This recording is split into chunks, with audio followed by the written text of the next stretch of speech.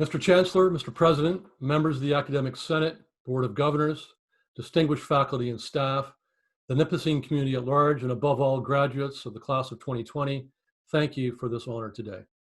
I have known few greater honors than receiving a doctoral degree from such an outstanding institution.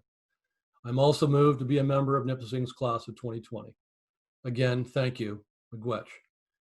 Historians will record 2020 as a calamitous year. As Canadians, we have faced the grave harms of COVID-19, but also that the horrors of systemic racism continue to harm Black, Indigenous, and racialized communities. As Prime Minister Trudeau said recently, racism exists not only across the border, but here at home, in our communities, and in our country. I know that I, as well as you, commit to playing a part in finding solutions. Mercifully, your graduation from NU is one of many events across Canada that will help us to remember that 2020 was also a year of great achievement.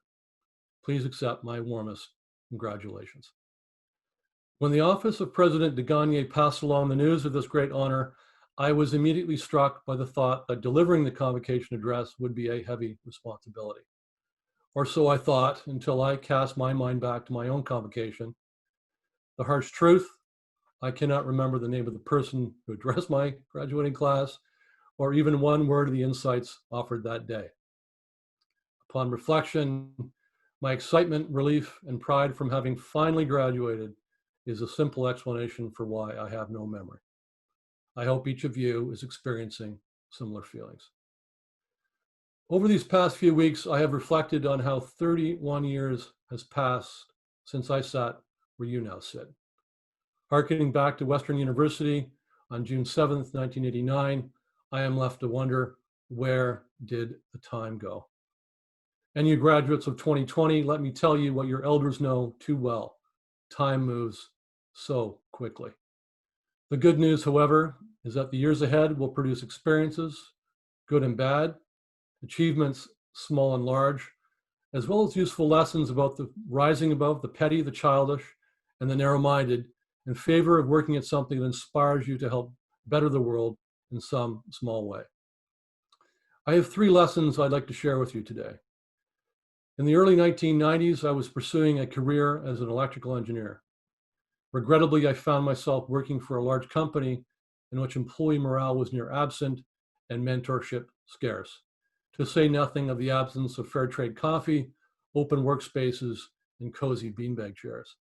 I was miserable. The short version of the story is that I chose to leave my position to join the team of Liberal Party of Canada leader Jean Chrétien, who in the fall of 1993 was elected as Canada's 20th Prime Minister.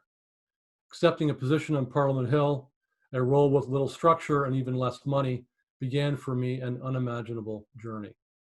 My decision at age 23 to step beyond engineering can be credited with many of my life's most meaningful developments.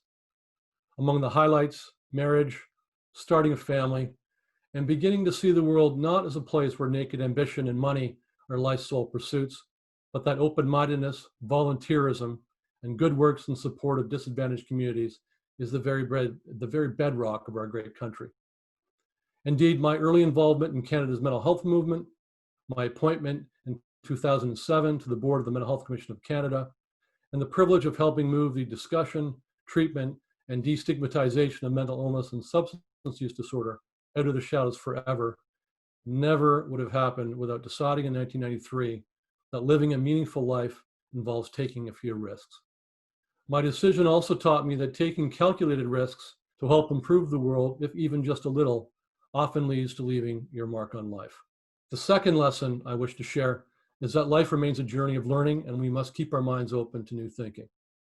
A few years ago, I attended Enlightened Warrior Training Camp, a professional development retreat in Joshua Tree, California.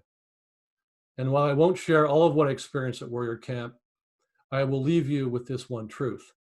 Quieting your conditioned mind, that little voice inside your head that whispers you can't, or you shouldn't, or why bother, is the only barrier that stands between you and your dreams.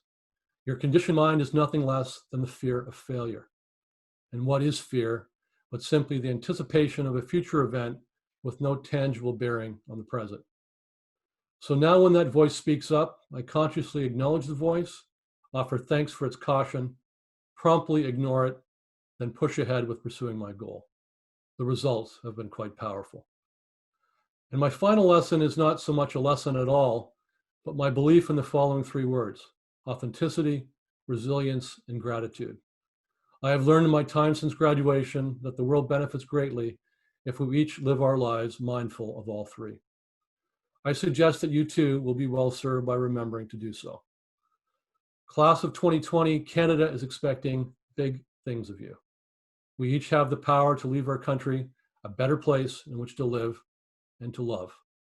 And now that you have a degree from an institution as outstanding as NU, you have everything you need to get started. I wish you all so much more than just luck.